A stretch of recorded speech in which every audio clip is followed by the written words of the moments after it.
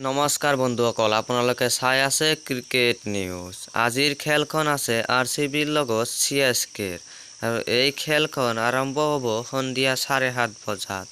আপোনালোকে 7:30 বজাৰ পৰা লাইভ চাব পাৰিব আৰু চাই লওঁ আহক RCBৰ প্লেইং 11 ফাফ ডু প্লেছিছ আৰু অনুল ৰাৱতে ওপেনিং কৰিব আৰু 3 নম্বৰত আহিব বিৰাট কোহলি, 4 নম্বৰত গেল মেক্সৱেল, 5 নম্বৰত আহিব মাহিপাল বুমৰাহ আৰু 6 নম্বৰত আহিব দিনেশ কাৰ্তিক, 7 নম্বৰত আহিব ৱাংদি হাছাৰুঙ্গা আৰু 8 নম্বৰত আহিব শ্বাহবাজ আহমেদ আৰু 9 নম্বৰত আহিব হাৰ্ষাল পেটেল, 10 নম্বৰত জছ ভাজৱত আৰু 11 নম্বৰত আহিব মহম্মদ সিৰাজ।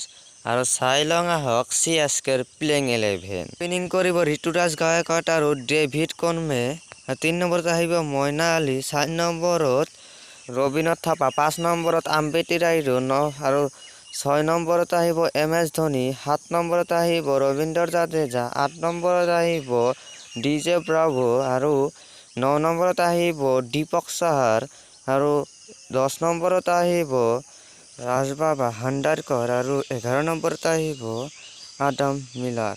তো এই আছিল প্লেইং 11।